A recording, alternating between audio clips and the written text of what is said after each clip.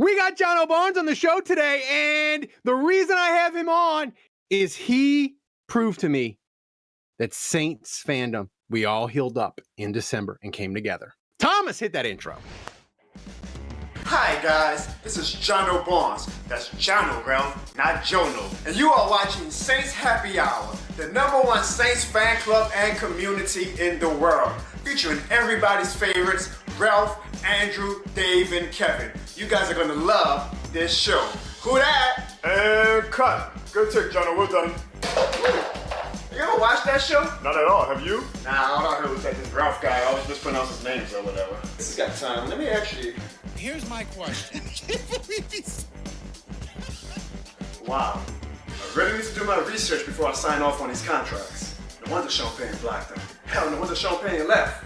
After watching that, being a Falcons fan won't be too bad.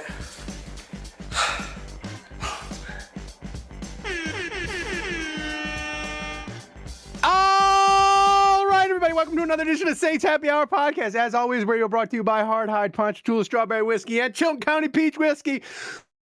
Well, you know, we got a friend of the program, Jono Barnes. He is creator and caretaker of this shit more than a game, which is just incredible.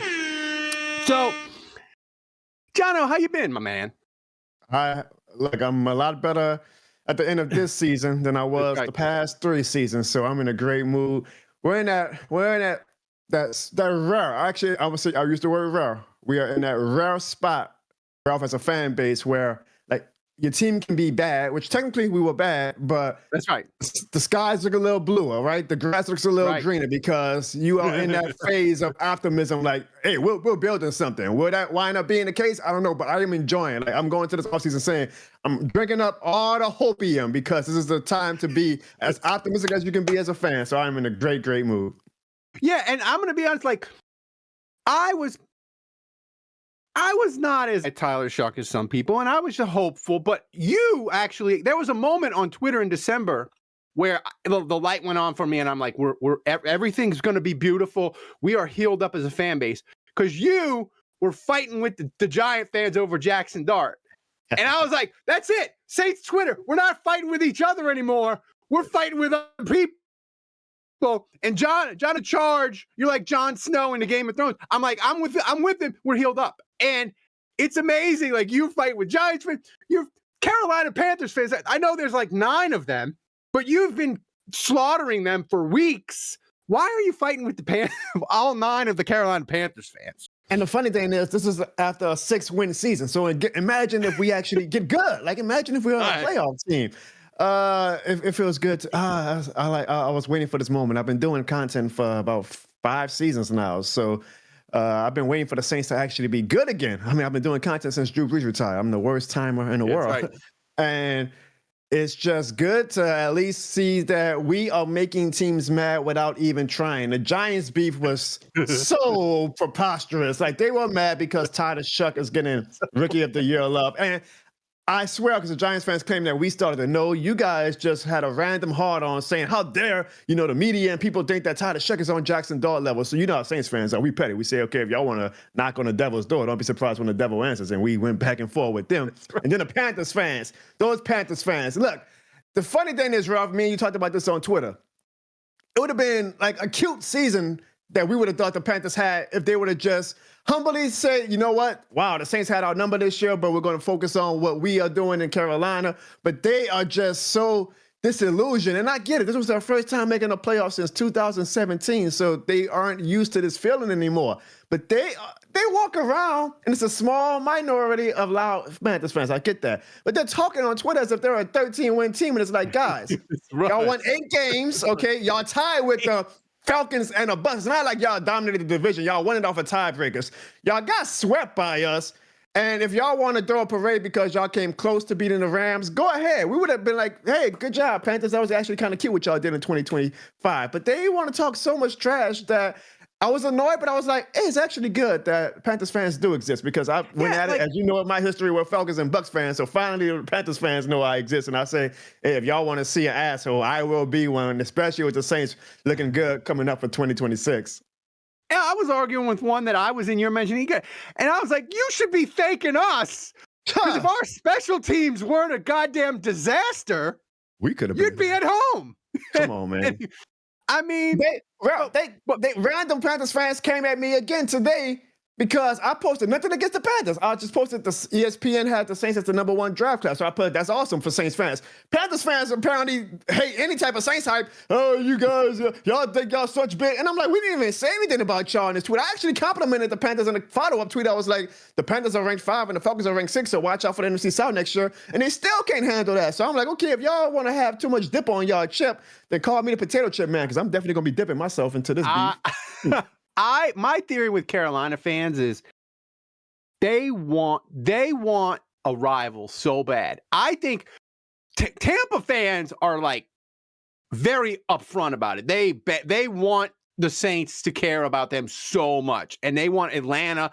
Carolina fans are more low key, but they're the same as Tampa. Like they want a rival in the NFC South. They want anybody to care about them so bad that they're just like, we're going to fight with the Saints and we'll make it a rivalry. And the thing is with like Saints and Falcons is like, it's like college. Like you can't dislodge it. Like Tampa has won the division how many years in a row before this year? Like it was like 4, and we didn't give a shit about that. Like, you know, it's Carolina, we would say this for the past 5 years, Ralph, that we've gotten to know each other. Carolina and Tampa, like you guys are right there. But I think and I love it because, again, the Saints have been irrelevant since Drew Brees retired. If we're being honest, outside of Louisiana, the Saints have been irrelevant. Oh, 100%. Yet we are still, if you did a poll for each fan base in NFC South, who is your most hated team?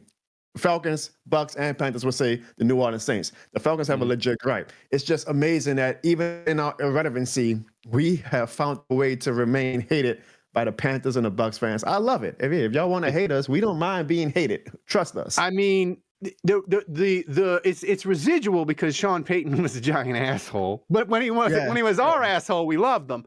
And I think like with the Saints, like being realistic, like Kellen Moore, I think he's potentially a very good coach. He's the one that wanted Tyler Shuck, all the credit of him. But let's be realistic, like he's a goober. And if he was like 20% more charismatic, he wouldn't have been the Saints coach because he'd have got a better job than the Saints.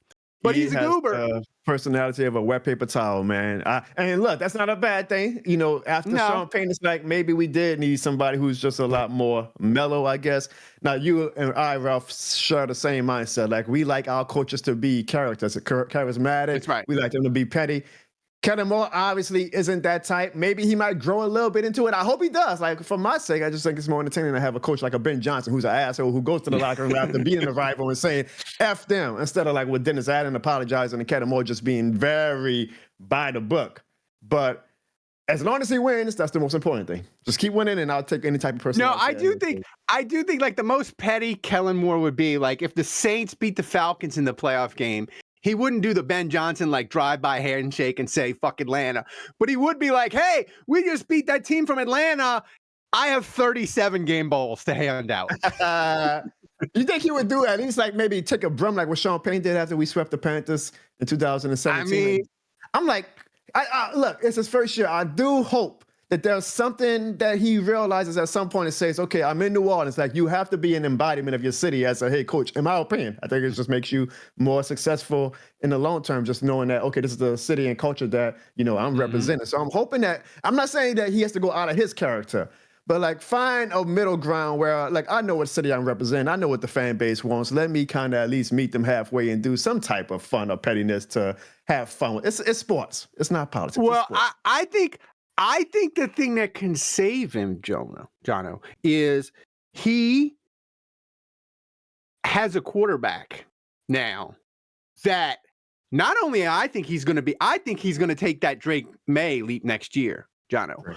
True. I like Tyler Shuck, like he gets New Orleans 100%. Yes.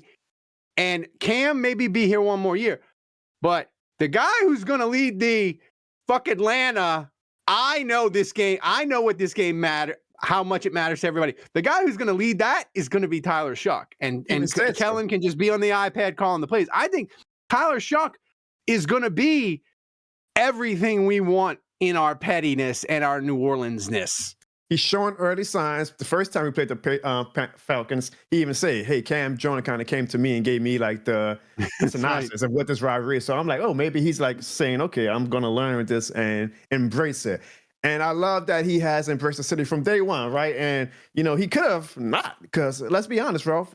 And maybe it was a social media thing. I know social media isn't reality, but the social media outroar was loud when we drafted him. I mean, they had idiots like some guy named Jono Barnes doing reaction videos saying screw the Saints and Shador Sanders was a better prospect and all that. I mean, what an idiot that guy is. But the outroar was loud. I even remember, if you go back, because I doubt people have the wherewithal to delete their posts. Like if you look at the Saints Instagram posts of, Saints draft Tyler Shuck, look at the comments and how mean the fans were.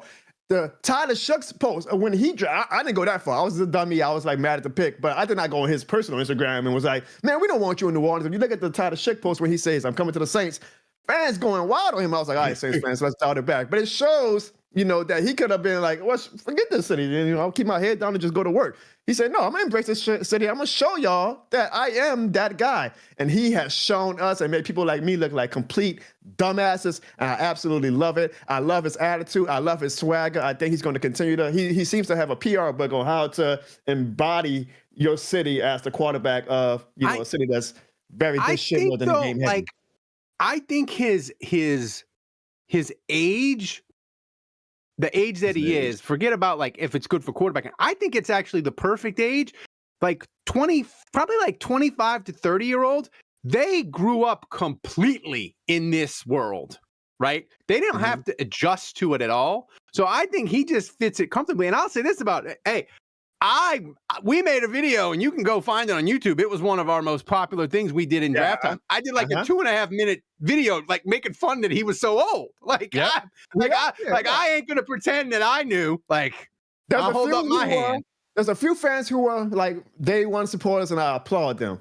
But there are a lot of fans on social media and platforms like you and I, Ralph, who are just completely wrong. But the thing about me and you, Ralph, which is a good thing, is that we don't mind being wrong. Anyway, when it's a negative Saints take, like, oh, sue us. Like, oh, wow, we were wrong that the Saints quarterback wasn't going to be good, and now he's good. Like, oh, wow, poor us. There's a lot of, I don't want to go off topic, but there's so many fans, as me and you have dealt with in our platforms, that are just so dead set, as you always complain about, Ralph, on wanting to be right about the Saints being bad and wanting to be wrong that, oh, my team is actually good now. We saw something yesterday where somebody who kind of came at the fans through my platform saying you guys are idiots for like celebrating that y'all had a great draft class that ESPN is hyping up. And I'm like, where did we lose the plot where the worst thing in the world is us having a good draft class? Like if y'all had a great response to him too. Y'all want just complete failure until we go nuclear on everybody, which isn't going to happen with Gail Benson's ownership, then I don't know what to tell y'all. Like, you had a great response. You're like, if this is the worst thing, what's the good thing? Yeah. I'm not going to please fandom, but you might want to try another type of fandom if you can't get any type of joy right now, given how optimistic things are. And it might not work out, but at least be optimistic for the time that window is open of us being optimistic that, oh, we might actually be good now. Oh, I 100%. People were in my comments yesterday because I made a joke. I was like, if the Falcons hire Clint Kubiak, that's like what the Saints did where Sean Payton left and we were just going to hire Pete Carmichael to do Sean Payton karaoke. Clint Kubiak's going to do Kyle Shanahan karaoke. That is a take. And what? that is I want to talk about that because, right, go ahead. I want to make sure. No, and people were like pulling up tweets. They're like, when the Saints hired Clint Kubiak, you thought it was a great hire. When they were 2-0, you were ready to make him mayor. I'm like, yes, and is he the Saints offensive coordinator anymore? Yeah. He is not. So I don't care. I want him to fail. Yeah, I'm going to manifest it. I love about you, and I have the context that people don't have on social media, and I can't blame people. They can't know everybody's history. Like you have always been 100% you. Like, hey, I'm biased. I'm a fan. I embrace my hypocrisy. That's what I do with my content and my skits and all that. Like I try to like put a mirror to the fans and say, this is how crazy we sound, how stupid we sound, how hypocritical we sound. But in sports, it's fun. We can sound hypocritical with topics like this. This is politics. Yeah, get mad at us, blah, blah, blah. But in sports, have fun with it. Like, yeah, we're hypocritical. One day we like this player. He's wearing black and gold. He goes to another team. He ain't all that. He was never that special to begin with. That's what fandom is all about. Now, with that said, Ralph, I genuinely do think Clint Kubiak can be a good head coach. Is he ready right now? I don't know, but I think Saints fans, and I'm taking off my fanatical hat, like just trying to be a general analyst, I guess. I think we gave him a hard time. I think the injuries was going to be a lot for any head coach What? to overcome. He's still young. I don't know if he's ready to be a Yeah. head coach yet, but if he is, I think it will be exciting. I think You want Atlanta?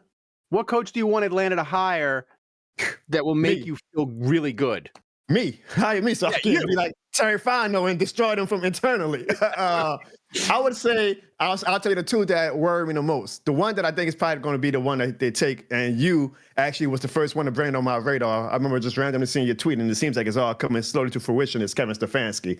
Kevin Stefanski is the head of the coach. I think that if they hire him, he's going to elevate that talent to where they are a playoff team. Now, I think their second choice, because I think Matt Ryan's going to have a lot of infatuation with Clint Kubiak. Is Clint Kubiak, again, ready to be a head coach right now? I don't know. Time will tell if they do hire him. But I will say both of those coaches, for different reasons, if I'm just trying to be glass half full, would at least reinvigorate a bit the Saints-Falcons rivalry. The Kevin Stefanski hire, because I think that he is going to make the Falcons a playoff team. I hate to say that out loud, y'all. Please forgive me, but I think he is. But I think we can still be a good team as well. And that will make these matchups finally a bit more meaningful on a grander scale. For Clint Kubiak, again, he was our offensive coordinator. Fans kind of turned on him. Unfortunately, him and Kevin Moore both have the personalities of a wet paper towel, so it wouldn't be like spicy like Ben Johnson and Matt LaFleur, but it would at least be like whisper during press conference. The media would at least, if both teams are good, especially if the Falcons were good under Clint Kubiak, they would drive up this narrative out of thin air, saying, oh, should the Saints have kept Clint Kubiak? Now, we all know the Saints weren't going to keep Clint Kubiak, given that Dennis Allen got fired. But I guarantee you the media will make up this narrative like, y'all had Clint Kubiak in-house. Look what he's doing in Atlanta. Do y'all have any regrets? And it makes the rivalry become that much more intense. So I will enjoy that at least because, again, Ralph, the Falcons are our actual rivals. So when the games have a little bit more spice or meaning to them, it makes it fun, even if it's at the expense of the Falcons possibly being good under either of those two head coaches. I mean, listen, the Saints and the Falcons being good in the NFC South, it's good for us. It's great for fans. It's great for content. But it would be great for the NFL because these two fan bases care. It would make people give a shit about the NFC South in a way that I don't think they really have. I think the NFC South. I'm sorry, Ralph. That's why I was looking forward to this conversation. I told my wife, I was like, because I just know me and Ralph, it ain't gonna be an interview. It's a conversation. Like, we just have so much that we want to say. We're just so excited. I do think the NFC South is gonna be a lot better next year than right now. Everybody's joking on the NFC South as we should. 3 teams at 8 wins, us at 6 wins. I think NFC South next year is going to be a lot better. I hope not. I mean, from a Saints fan, I hope the Saints are on a good team. But I think that Carolina, Atlanta, us, and even Tampa have reason to talk themselves this offseason into saying, 1 or 2 moves, and we are actually going to be winning the NFC South in 2026. So I'm looking forward to the NFC South battles. And you made a good point.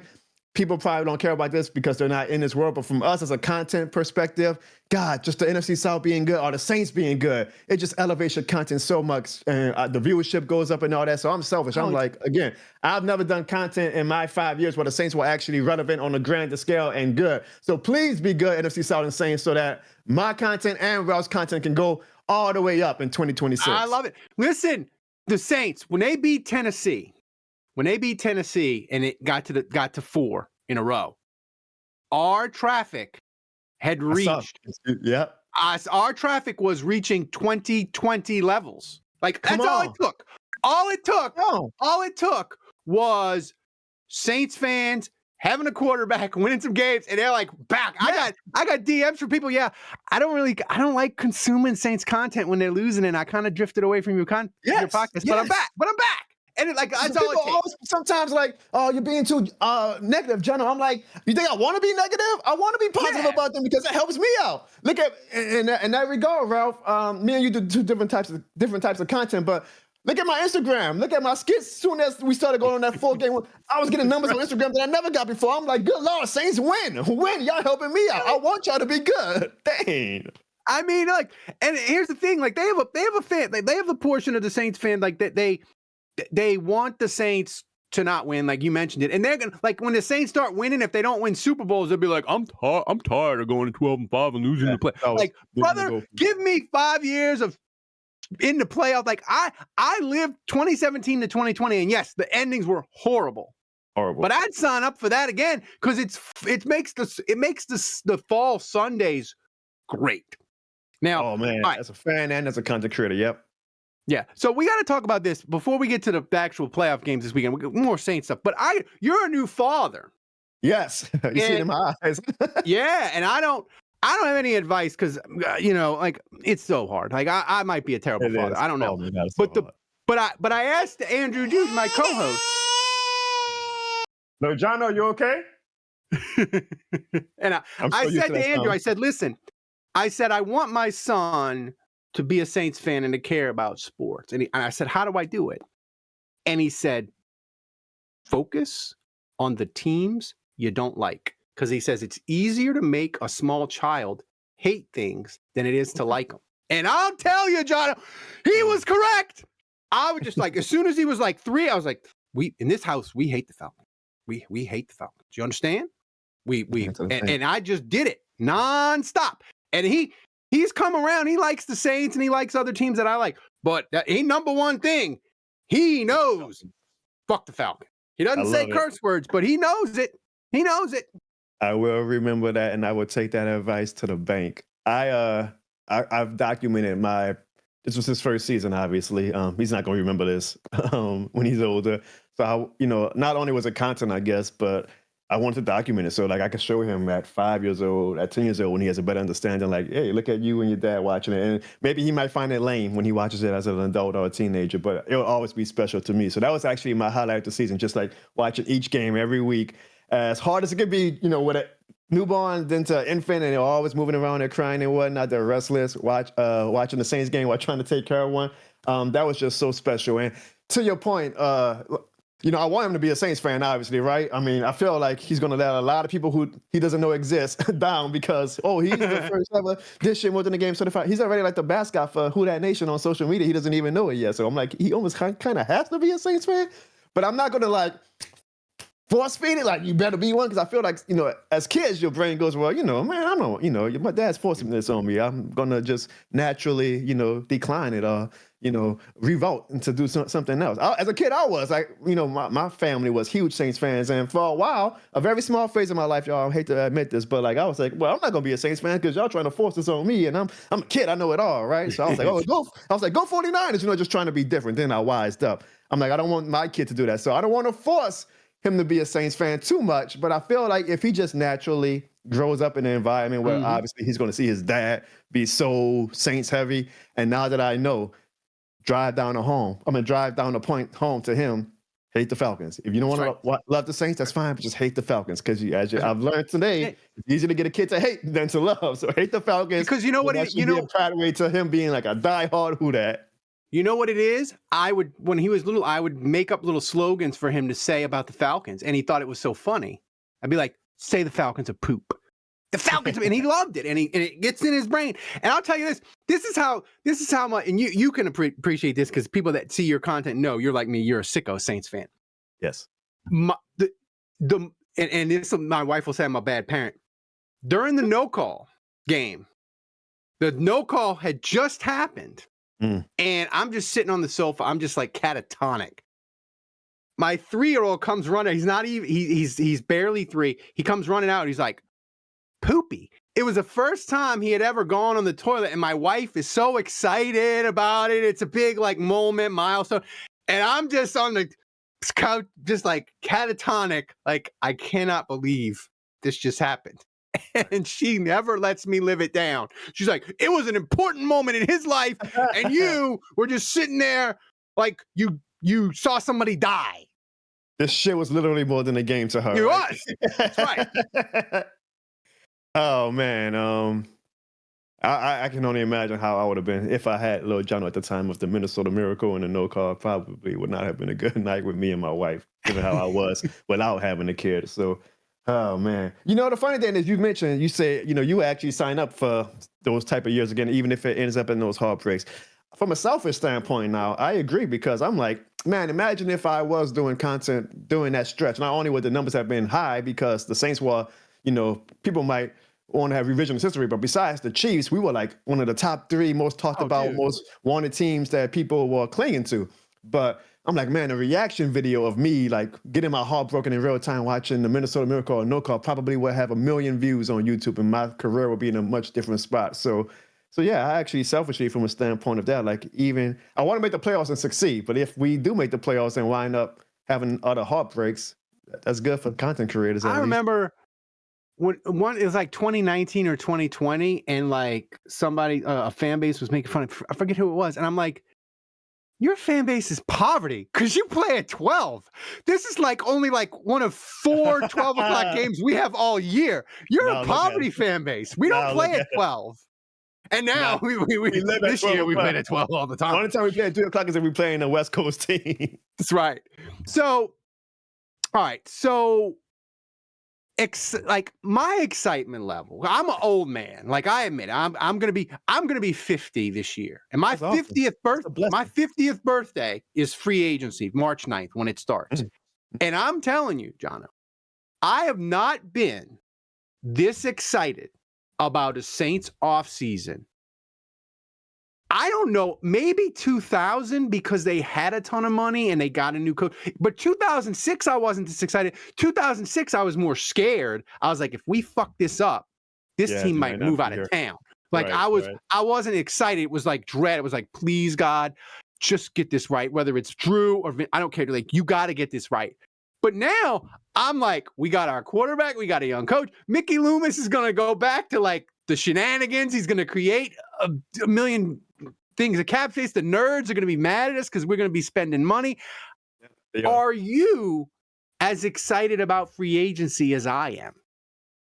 I wouldn't say that this is the most excited. Well, you know, I don't even know if I had like an off season where I was like, oh man, I'm always excited, I guess, about every off season. I'm not gonna lie, like, you know, I won't revise history. I was excited after, you know, the past, not this past off season, but the 2022, 2023, like when we started signing people like Jarvis Landry and Jimmy Graham. I was excited about that. But I mean, I guess if you want to say like going into it before we know what the moves are going to be, it's just the most exciting for me. I'll have to think about that. I really would. I don't.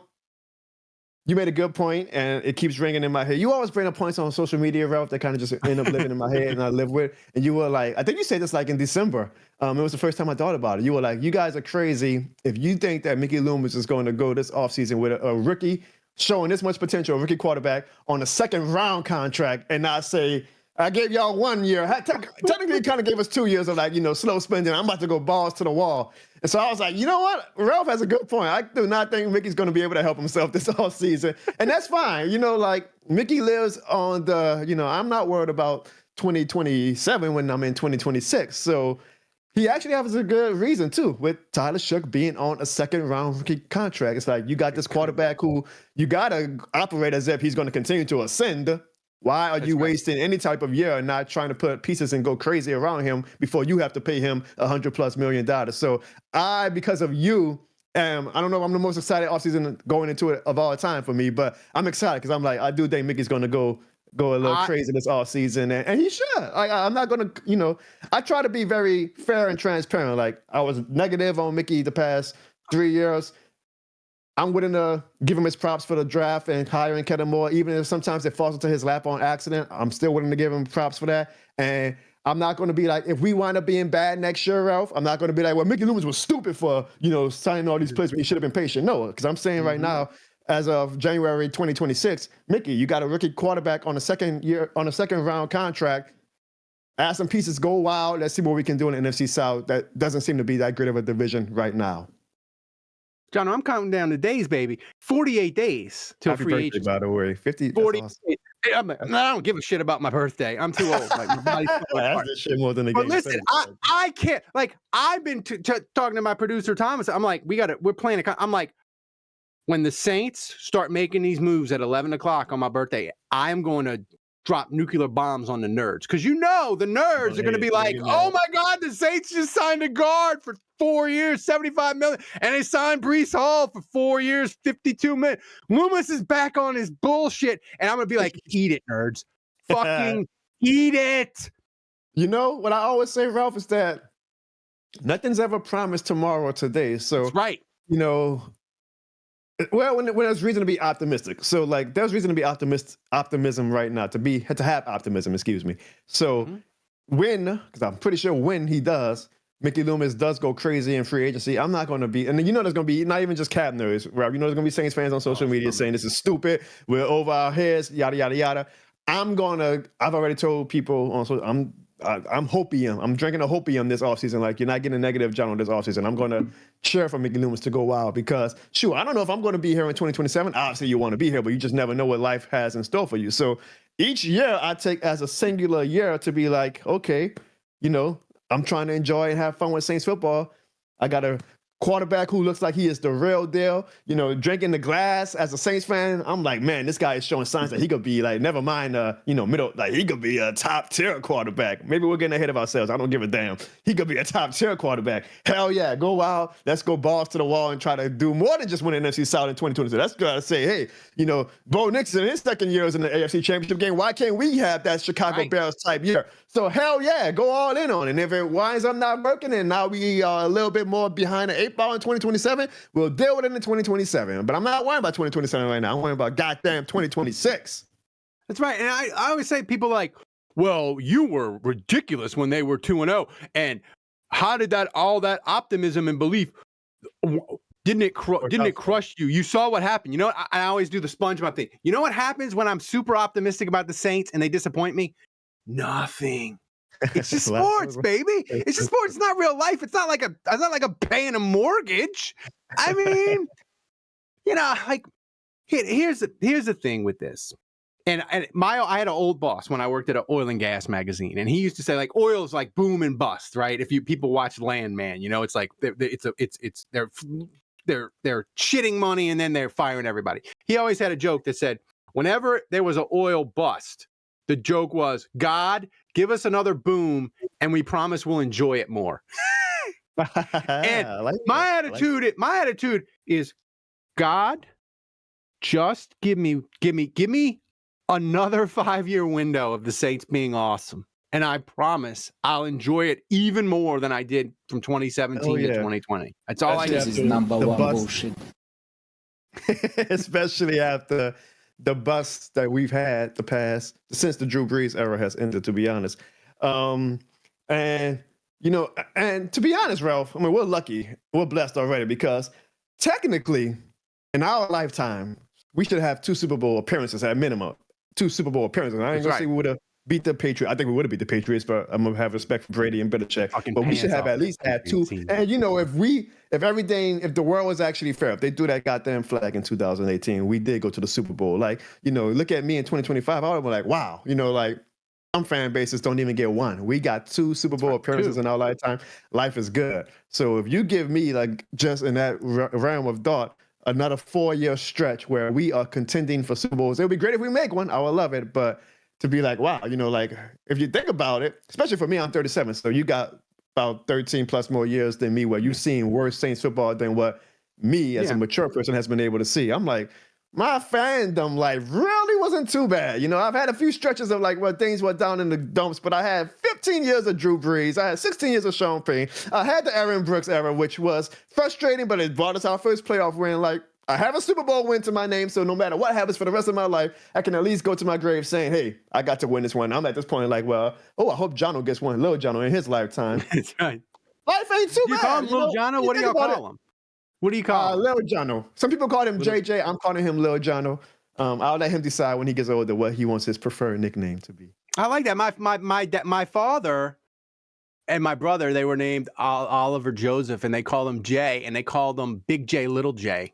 Which was great, but it got confusing because once my brother like hit puberty, him and my dad had the exact same voice. So people would call and my brother would answer, and they would just start talking about stuff, and then my brother would be like, "No, this is Lil J." This is Lil J. So you might have that, which could be. I don't know if anybody's ever gonna call me Big anything, but so a couple more Saints things, and about the roster, like. What would you want? It's March 9th. It's 11 o'clock. And you get to pick the move, Jono, that it's not necessarily, it can be to improve the roster, but you're like me. You're always thinking, I want content. I want the Saints to be the center of the circus. I want to be talking about First Take. I want to be the center of the universe. what move would you like the Saints to make that would fucking stop First Take in its tracks, and Mike Greenberg or whoever or Pat McAfee would be like, oh my God, we're going to Adam Schefter. Adam, the Saints did what? What move would you want them to do if it was that? I feel like I should have did my homework to see like who are the top. I think George Pickens is like the top wide receiver, right? So I feel like that might be the move that if you want to break ESPN, like that's the maybe Trey Hendrickson. That would be funny, huh? Like Trey Hendrickson comes back home. I like that one. I'm answering this from this is going to make a lot of news and make media, Saints fans, the NFL world go crazy. Like, wow, they did that. So I want to say it's got to be a skill player. It's got to be I don't know if Juwan Jennings or Breece Hall are big enough to really break the internet, but those are probably two of the more acquirable names that we can go for. George Pickens would be like the one that really breaks the internet. And Mickey Loomis says, hey, I want this guy to have realistically, I would say I want a guard because I want to use the draft to really juice up the offense. So I'd say that's the smart boring move. stuff now so that we can get the Jeremiah Loves, the people like that in the draft. But if I'm just trying to go crazy and oh wow, the Saints are really going for it. George Pickens, which I'm not advocating for, I'm just going from if we really want to go crazy, George Pickens comes to mind as that would be whoa. I think the move that would make the NFL world go, oh my God. We did a podcast on it, but I'm going to change another answer is they'd have to trade for him, but if they traded for AJ Brown, either right before free agency or in June, especially in June, if they did it after, when we're dying for content, can you imagine if it's like June 20th and nothing's going on, and then you get a Schefter bomb? Saints traded a 2028 4th round pick for AJ Brown. The whole world would stop. What from an actual analytical standpoint, would you actually want AJ Brown? If the contract is right, I feel like AJ Brown has become a crazy person because the offensive coordinator for the Eagles sucks and the quarterback kind of sucks throwing the ball. He was fine when Kellen Moore was the offensive coordinator. He was fine. He was chirping at Jalen, even doing the Super Bowl. I feel, this is me, I'm sorry, because you trying to talk about it as content creators and fandom. I'm talking about it now from a serious standpoint. But that's right. I just don't think right now where we are as a team, we need someone like AJ Brown to come in. You can't tolerate crazy. Him it's going too fragile. Hey, as long as you give me this many catches, then that's how we can win. Instead of being hey, as long as we win. And if the window was wide open, I was advocating for Antonio Brown. I remember when we broke the NFL Twitter with just him coming for a visit, and I was so mad that Sean Payne decided not to. I was like, man, hell with his character. Just deal with him for a month so we could try to win the goddamn Super Bowl. Right now, I feel like our window is slightly cracked. So I'm I don't think it was the time and place for AJ Brown because I just don't think we are at a spot as a franchise where we need. I'm not trying to downplay or downgrade his character. Put mud on his name, but the way he has been the past 2 years kind of gives me cause for concern that he's that typical wide receiver diva that, hey, we can win, and I'm only going to be happy if we win if I get my touches in, that the offense is running through me. I don't want to be a Brandon Cooks type thing where we beat a team by 25, 28 points, and he goes on social media saying closed mouths don't get fat. I don't think we're in a spot as a franchise for that yet. However, if Kellen Moore says hell with that, I know how to use AJ Brown. I'm not going to have to deal with him being mad because I know that he's going to get the ball under my tutelage. I'll be excited as hell. Like I said, me and you going to be going live on our platforms, doing skits and all that. It's going to be amazing. My thing is AJ Brown, all your points are legitimate and make perfect sense and are correct. Here's the thing, as Andrew Juge says, I'm addicted to the transaction. And I know people I don't like the circus. I don't mind if we're not on First Take. I don't want to lead ESPN. I'm fuck that bullshit. I want to be on ESPN First Take every day. I want to be on Get Up every day. That's what I want. I want to consume Saints content. I want the Saints to be relevant. They can't be the Cowboys and they can't be Patrick Mahomes, but I want them to be in that other group of teams that they care about. Jacksonville, they went 13-4. Nobody give a shit about them. I don't know. I want to win and I want to have fun. And I mentioned I'm a earlier in the greedy show, son of a like bitch. 2017 to 2020, we were a top 3, like, talked about relevant team, and I loved it. Dude, we was on First Take every day. Yes, like I consumed so much of that content that it was like I love this stuff. Like I love my team being the it team, Mhm. and then Breeze left, and then we just went right back down to like, okay, you guys aren't the Cowboys. We ain't gonna talk about y'all if y'all, even if y'all suck, like y'all. So it would be great. It would be great to be talked about again. Like from now again, because I started doing content since 2021 from a selfish standpoint, but as a fan standpoint, like we saw Cam It's Jordan today. fine. We were calling on the 15th on ESPN Get Up. And I did a double take when I saw the tweet, Ralph. Like I saw Cam Jones. I said, they're talking about the Saints and Tyler Shuck doing divisional round week on Get Up. I Mhm. was like, we're not used to seeing that anymore. And I was excited. I was like, go ahead, Cam. Like you had people talking about the New Orleans Saints on a huge NFL week when we have no business being talked about. So imagine if we were good again, man. And like this is That's every my week that's thing. Like, my number one. The thing that why I have such a strong belief in Tyler Shuck is I truly believe players know.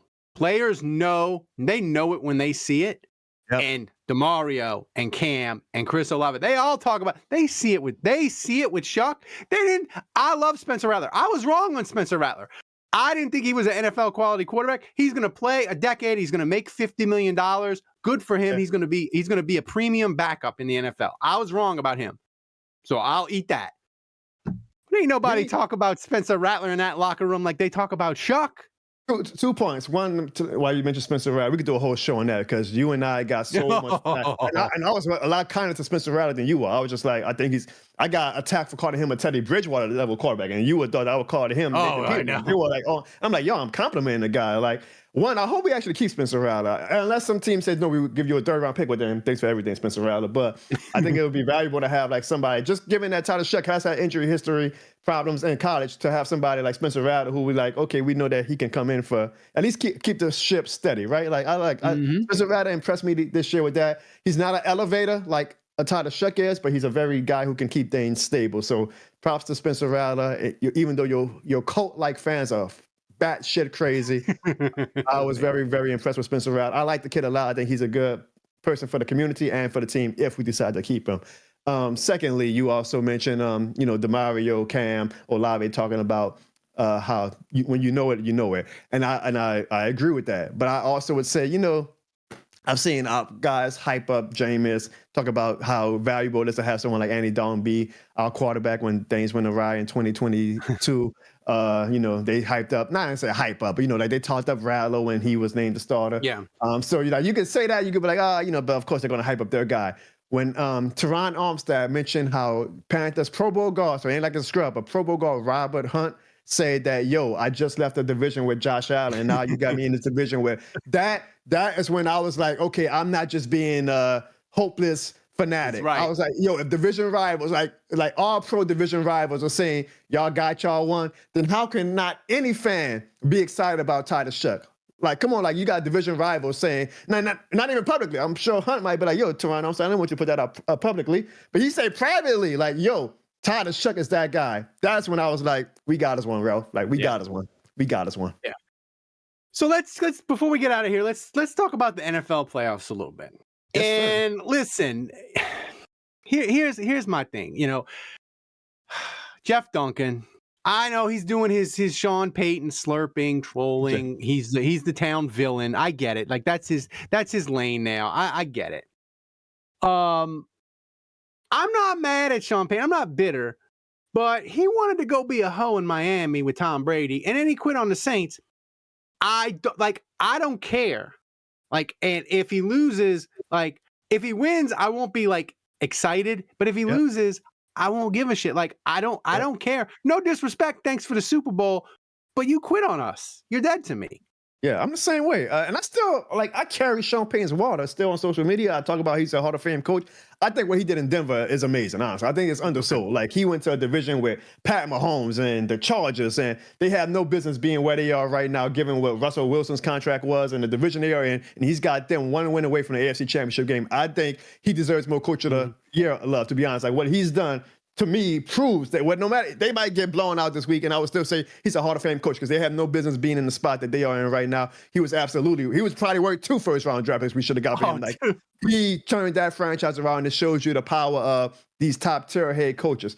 I shouldn't be like hyped up or hyping up Sean Payton. He blocked me on Twitter now too. That intro was funny because I mentioned how they blocked you. I'm like, damn, ever since then he's blocked me as well. Like, screw you, Sean Payton, but I love you, Sean Payton. I'm the same way as you though, Ralph. I don't hate I don't hate Sean Payton. I'm not like openly rooting for him this weekend or if they win, I'll be like happy for him if he wins. I'll be like, that's awesome. First head coach to get two teams to a Super Bowl, but I'm not like going to have any type of, I guess, extreme emotion with it. I'm just hoping for more good games than I am for, we need Sean Payton to be successful, or we need Sean Payton to fall on his face for his playoff games. I'm always going to be appreciative of what he did for the city.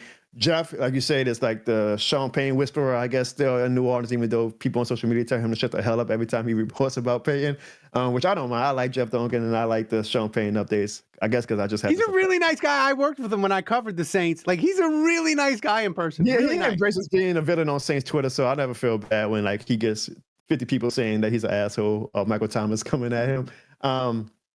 But I think that Sean Payton, I saw Jeff say that Sean Payton's going to return to New Orleans one day. Like, he's saying, he was like, him and Sean Payton are cool. So I'm like, well, did Sean Payton tell you that when he leaves Denver that he wants a front office job or something?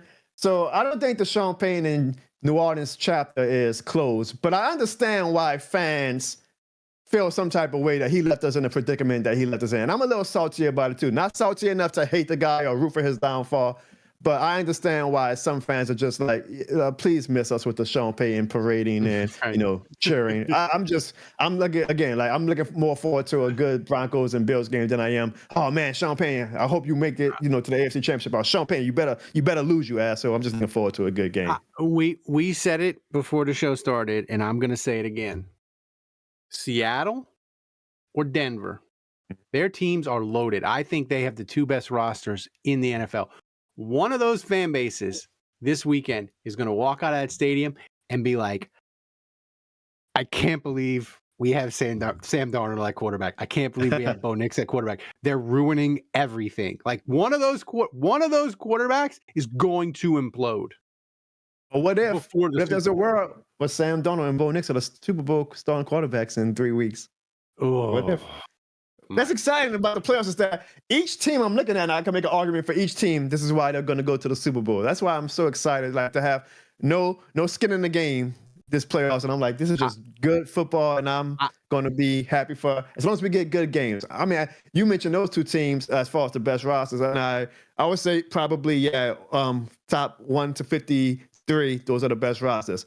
Man, but that Texans defense, bro, something about them just pop. They are the team that when I'm watching each playoff game, their unit pops up the most of all the remaining units. I'm that's a Super Bowl winning unit. Like I can watch all the other teams, I can be like, that's a good team. I don't know if I see a Super Bowl winning unit in that. I look at the Texans defense and I'm like, that is a Super Bowl winning unit. And I'm really looking forward to this Patriots game Sunday because I'm like, Drake May, if you MVP consideration and all that. If you want to go to like put me in the Mahomes and Burrow and Josh Allen tier, if you beat the Texans defense, I am probably going to say, Drake, man, you are in that tier because that Texans defense, honestly, Ralph, like I might have changed my whole, playoff predictions on Monday night and say, you know what? I don't give a damn how average CJ Stroud looks right now. That Texans defense is too damn good. They're going to just carry. They're going to say, we'll do it ourselves. And good Lord, they look good, Ralph. They look good, and I'll tell you this: I said this, and I believe it. If the Texans, if they score 24 points,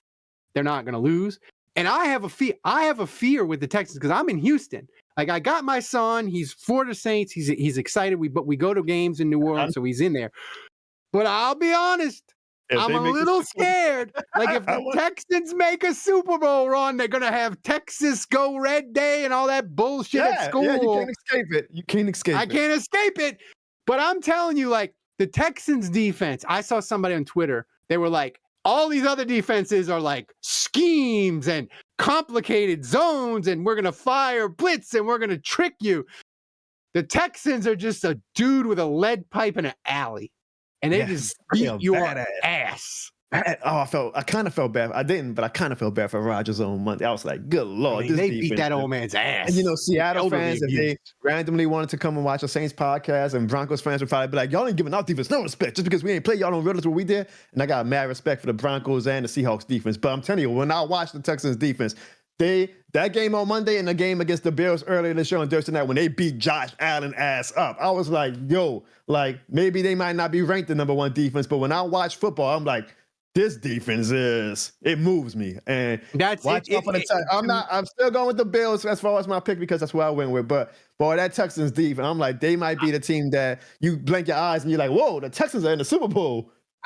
Texans to me are Seattle, Legion of Boom, Ravens defense. I don't know. They're not that iconic, but like you said, they pop off the TV. They pop off TV in a way that defenses, even really, really good defenses, do not. Like the Texans defense, they like reach out of the TV and like hit you in the face. If they go to the Super Bowl, they will become iconic. The media kind of ignored them this year because they weren't a dominant team. But if they go to the Super Bowl, they will be mentioned because, like you say, Ralph, the eye test. Sometimes you're like, whoa, this team. And you know, funny thing is, Ralph, I don't go too long, but I even put on Twitter. I was like, dude, if CJ Stroud just gives them Spencer Rattler level play that Spencer Rattler did for us, like just steer the ship, like make your open throws. Like we're not asking you to be Drew Brees, CJ Stroud. Like if you just play average, your defense is going to do the rest. They're going to say, all right, thanks a lot. You know, we'll take it from here. Just keep it between the ditches, baby. Just he's in job right now. So my friend, tell the people how they can find you. Tell the people how they can get an awesome t-shirt, this shit more than a game, and then we'll get out of here. At Jono Barnes on every single platform. And if you simply want a This Shit More Than the Game t-shirt, all you got to do is go to thisshitmorethanthe.game.com and you will get it for the low price, Ralph, of $28.03. There you go. Following me for the past 5 years. I appreciate y'all. I have no idea how I got the platform that I have, but I am so appreciative to be loved in New Orleans and Louisiana. And please know, no matter what you take away from this conversation, because I know I ramble a lot, just realize and remember this shit more than a game. Yep. On that note, thank you, my friend. Thanks to Thomas running the show back in Poland. Thanks to everybody for listening. Go to patreon.com/Saints Happy Hour and support us. And until next time, the bar is closed. Thank you, my friend.